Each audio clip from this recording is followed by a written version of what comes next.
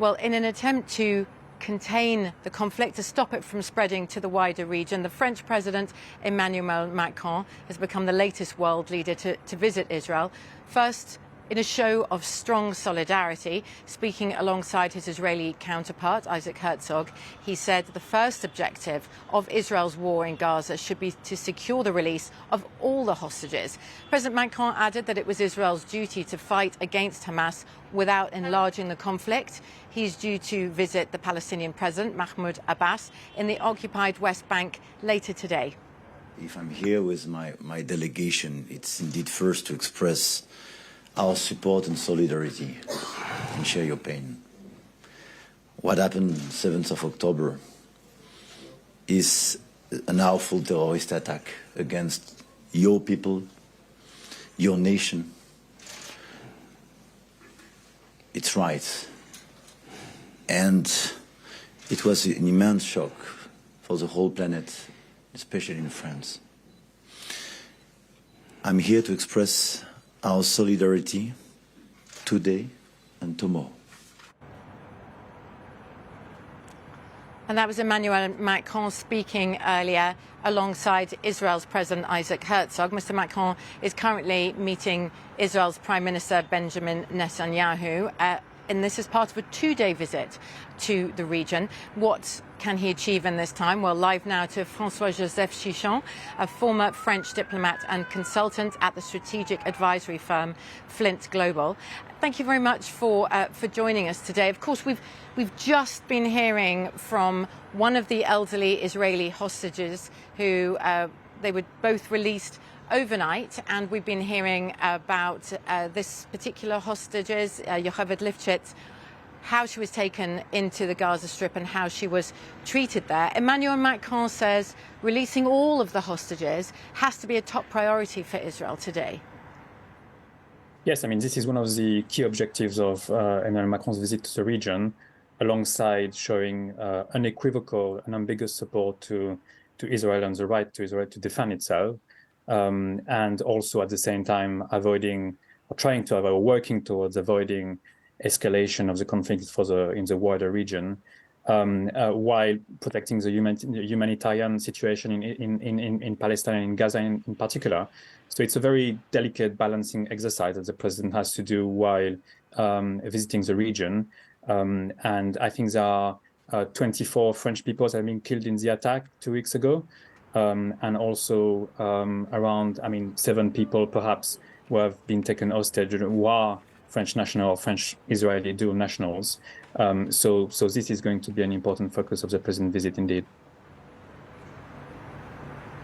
And also dual nationals amongst the civilian population inside Gaza. We've seen many Gaza civilians holding foreign passports in the air, and obviously appealing to their governments to try and help them, amongst those France. But as you say, Emmanuel Macron has a very delicate balancing act here. He wants to stop the conflict spreading in the wider region, but express strong solidarity for Israel, but also explain concern about Palestinian civilians. And what we've been hearing is anger amongst Palestinians and in the wider Middle East at countries, Western countries like France, accusing them of hypocrisy, of not caring enough about Palestinian civilians, in this case, emphasizing Israel's right to defend itself, whereas they say, and this was said again at the Europeans at a peace summit in Cairo, they're accusing the West of hypocrisy in its attitude towards Ukrainians when Russia invaded there. I think the president has been very clear about the humanitarian situation and the need to protect civilians within the Gaza Strip. That has been a constant message of the French government and the French president. There was a time at the start of the crisis where strong support and unequivocal support for Israel was necessary, given the scale of the attack and the shocks that it represented in many, if not all, Western and European countries in particular. And I think the purpose of the trip of the president to the region is really to deliver that message extremely strongly, while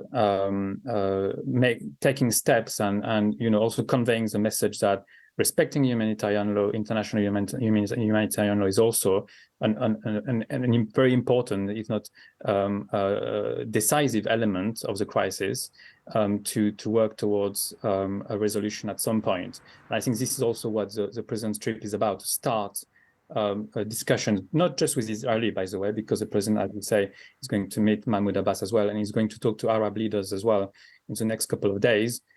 So this is going to be a long conflict, and I think the president is sort of positioning France as a key interlocutor in the region to prepare the ground for the resolution of the conflict. But this is going to take time, and this is going to also require coordination among Western countries, and the EU, as we speak, is also trying to coordinate a coherent position for the conflict going forward. But it is, although it's not doing very well. I mean, there's disagreement amongst the EU 27 countries about their exact position here. We did see France release a statement alongside the United States, Canada, Italy, Germany and the UK. So there are attempts at working together in diplomatic terms. But this also hits home for France directly, doesn't it? I mean, France is home to the biggest Jewish community in Europe and the biggest Muslim community in Europe. And France is worried about the conflict coming home. Yes, indeed, absolutely, and that also explains partly why the president is sort of has waited a few days before going into Israel. There was some issues internally, domestically, that needed to be addressed, and we've seen the terror attacks in the north of France shortly after the attack in Israel. That really shocked the country. And the president was very much focused on that for a few days, and will continue to be focused on that, to protect the security, because there is a clear sense that the crisis in the Middle East is having a political impact in Western countries. That has always been the case, but you're right, specifically in France, there is a specific situation here, which means that this particular conflict has huge ramifications for France, both socially and politically. And we have seen also the crisis within the left-wing coalition in France because of the positioning of some political leaders. So the conflict is starting to also, affect the political landscape as a whole. And the balancing exercise that I was talking about for Israel also applies to France.